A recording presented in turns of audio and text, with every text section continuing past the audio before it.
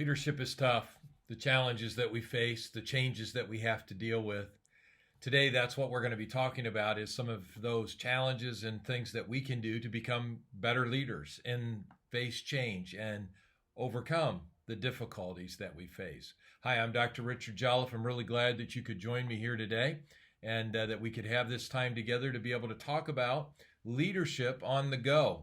And so we do this every week to share some snippet ideas with you about things that we have learned in over 40 years of serving in leadership capacity, and that I really believe will be able to help you to succeed in what you're doing. I would like to ask you if you do me a favor, and you see there's a subscribe button that's right under this video. If you do this, go ahead and click that subscribe button. That helps to move us up in the Google database, and we would really appreciate it. You can also click like if you liked it. And there's also an opportunity there that you can click that bell, and that'll turn notifications on, and then you'll know every time when we're on, which helps things out even a little bit better. So we're talking about change, and last time when we were together, we talked about change and how that we go some of the application of change, how that if we just stay where we are and with what we know how to do, how that the difficulties that we're going to face, that because life is dynamic. One of the quotes I put up was, you cannot be the same, think the same, and act the same if you hope to be successful in a world that does not remain the same. The world is constantly in flux. Business is in flux. Ministry is in flux. Leadership is in flux. And so you and I, we have to be able to deal with that. We have to deal with the tension between the stability that gives us security and the adaptability that opens up opportunity. So I'm going to say that again. We have to deal with the tension, and it is a tension, between the stability that gives us security, what we're used to, the habits we form, the ideas that we form, and the adaptability that opens up opportunity. And so no one gets anywhere without setting sail, leaving the shore. The comforts of the shore, as one author said, and I believe that. So what we have to do is continually learn and unlearn and relearn. We have to value yesterday, but we have to live today. We rely on speed, but we thrive on timing. When I shared this the last time with you, when the leader sees the bandwagon, it's too late to lead. There's a lot of truth to that. So we want to stay ahead of the curve. We always want to be out in front, always on the cutting edge, knowing where things are going, have our head up. Like I talked about our rooster, how that he's not like the hens, so don't be like the hens. The hens, they're the producers. The hens are they're the ones that produce on the farm. But the rooster, what he's doing is he's keeping an eye on those hens. He's got his head up. He's looking to the sky. He's looking forward. He's always looking around him, knowing what's going on, and then makes adjustments accordingly. And so that's important for us to know that. So when the leader sees the bandwagon, it's going to be too late for us to lead. See the big picture as the big picture keeps getting bigger, and it does definitely keep getting bigger all the time. Live in today, but think about tomorrow. Where will you be tomorrow? Where will your life be tomorrow? George Will, the political columnist, said this: the future has a way of arriving unannounced. Here we are in 2020. Nobody was expecting a pandemic. Nobody was expecting riots. Nobody was expecting that their jobs would be all in flux. Nobody thought any of that. But here's the thing. The future always does that. It arrives unannounced. You don't know what to expect. You just have to be ready when that time comes. I love what John Wooden said, the great basketball coach at UCLA. If I prepare, my opportunity will come. So get ready. That's what we have to do. That's what we can do right now, is always learn, always be ready. Move forward courageously in the midst of uncertainty. Don't allow the uncertainty, that fear, to get in and cause us, we move cautiously, but we don't allow fear to stop us from moving forward. And then realize today's best will not meet tomorrow's challenges. That's a tough one. But whatever we've learned, wherever we're at right now, that will not meet tomorrow's challenges. I want you to think about this, the things that are happening in our world right now. J.C. Penney's is closing down. Penney's was at one time one of the top department stores in the nation. So was Sears, one of the top ones. uh, they didn't adapt. They didn't change. They kept resting on what they had done. And so whenever the market began to change and people began to order stuff from online and people began to want things in a different fashion, and Walmart rose up and all these other stores that have risen up, what ends up happening to J.C. Penney's and to Sears? They become dinosaurs. They become extinct. And they're without real change in what they're doing. That's exactly what will happen to them. And because they didn't adapt early enough, they waited. By the time they saw the bandwagon and they started offering online stuff, Amazon was way ahead of them, and so were a lot of the other stores. And so it really hurt what they were being able to do. So realize that today's best will not meet tomorrow's challenges. So as we look forward, as we talk about how that we're going to grow, how we're going to develop, how we're going to improve ourselves, a couple of thoughts I wanted to throw out to you that I think would be helpful to you. And one is that, look, you have to embrace change. In 1974, Olin Hendricks, the current CEO of the Leadership Resource Group, said, growth means change. Growth means change. So we have to adapt to that. Here's what happens. If we have a fixed mindset, it's going to be detrimental to us. And I'll give you some examples of that. The contrast between a fixed mindset and a growth mindset. All right. So a fixed mindset believes intelligence is static, that it's just going to progress static. It's always going to be the same. A growth mindset believes that it can be developed.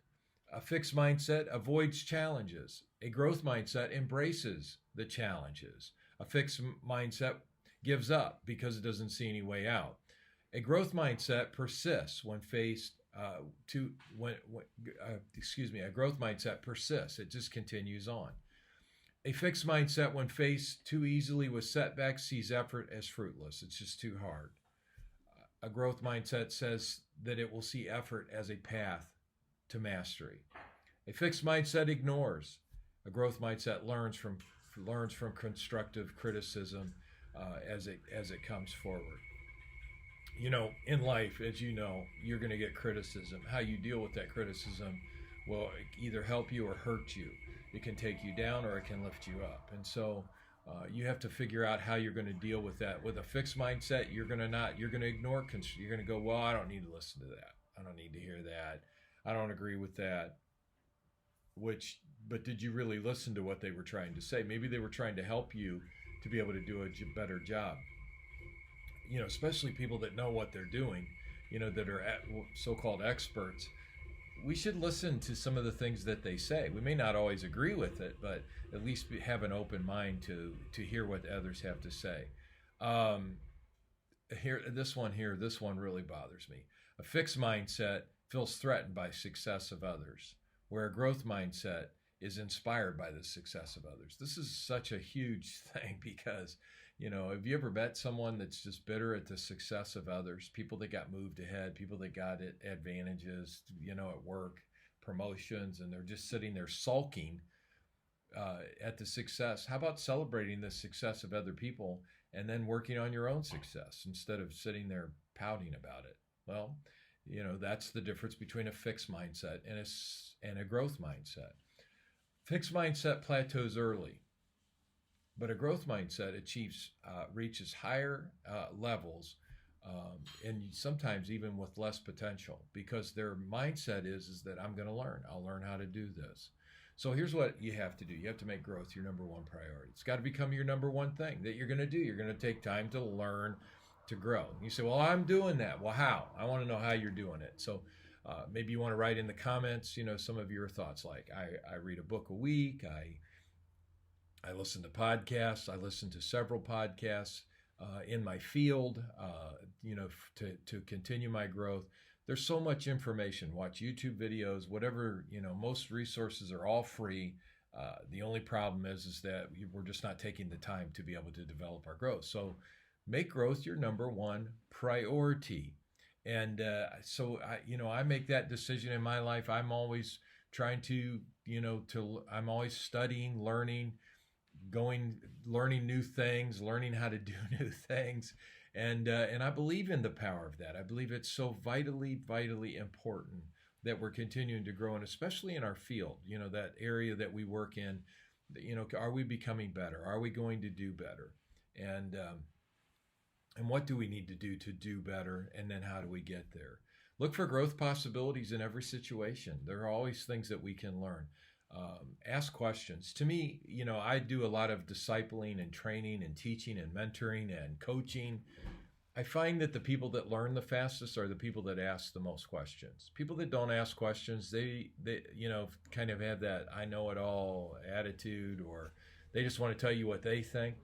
They're not really going to move too much further ahead because they're not asking questions. But when you ask questions like, so what would you do in this? So how do you do that? I remember one of my mentors actually, I had traveled with him to Paraguay and Argentina. And while we were in Paraguay, we were sharing a room together. And finally, he just looked at me and said, Richard, it was like midnight. He said, Richard, shut up and go to sleep because I'm tired and I don't want to answer any more questions. But see, I think that's how you learn, is by asking questions. Don't ever be afraid. The only wrong question is the one you didn't ask. And so I love to get with people that know stuff I don't know and just start asking them, questions. How did that make you feel? How did you deal with that? What were some of the lessons you learned? Who did you go to for guidance in that situation? I mean, there's so much that can be learned, and so many people have so many great experiences. Asking questions can really make a difference. And then here's one that I struggle with. Most people probably do too, and that is make sure you file what you're learning. Now, everything now that's becoming, sort of automated with the computers and the internet, you can just, bookmark stuff. And I do a lot of bookmarking, but also copying and pasting, putting stuff into files, making sure that I have all of that that I can get to whenever I want to get to it. That's really important. As we learn things, quotes and things, I always keep my phone with me so that I can record ideas and thoughts and things that come to me.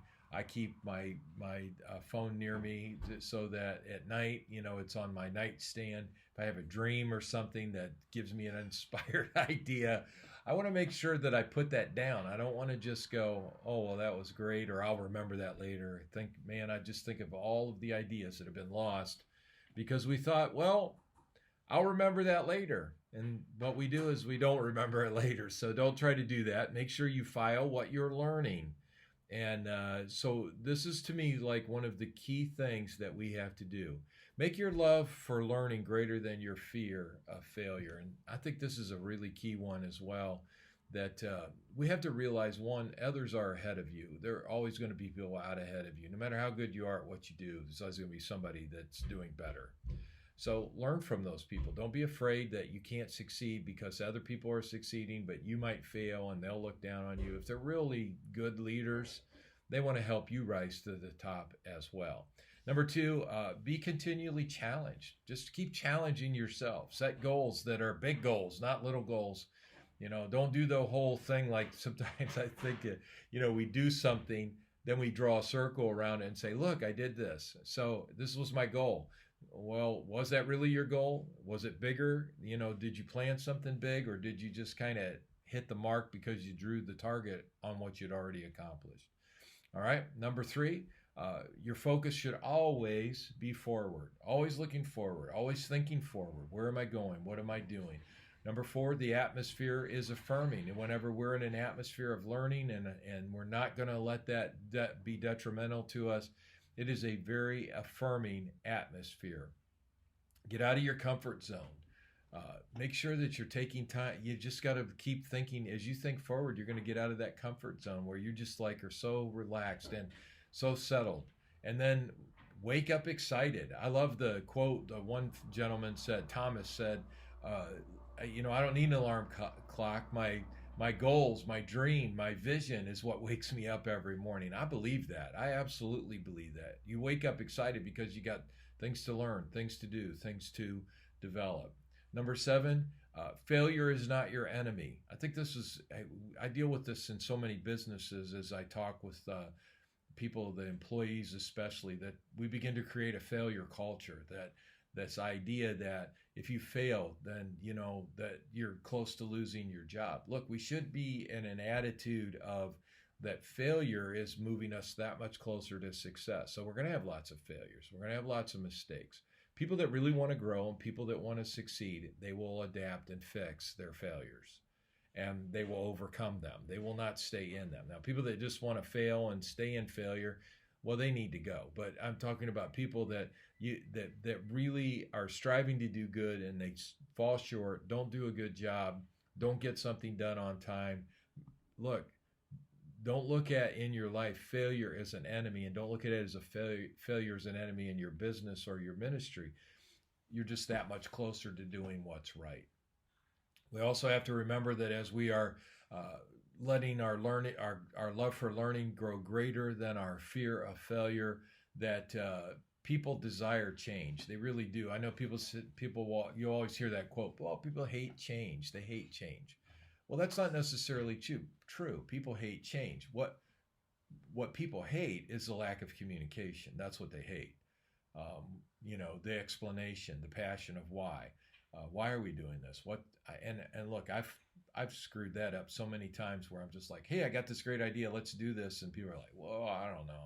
That doesn't, we didn't communicate it well enough up front. We didn't raise questions. We didn't get people thinking about what was the right thing to do. And so people do desire change. It's exciting. Change is exciting. We don't just change for the sake of change, but we realize that in change, that powerful things can happen in our life that will help us and will help us grow further ahead than where we are. So here's a thought for us as we wrap up here today. Goals help us to do better, but growth helps us to become better. And we'll pick that up there next time we come together. But goals help us to do better. Definitely, I believe in goals. And, probably most of you watching, you've got goals that you've set. But growth also always helps us become better. So how are you growing? What's your goal for growth? What things are you doing to develop your growth and to move forward? I hope this has really helped you. I know in this world that we live, especially the pandemic world that we're dealing with right now, and we're not real sure where everything is heading every day. It seems like the news is constantly, what's the thing they put up?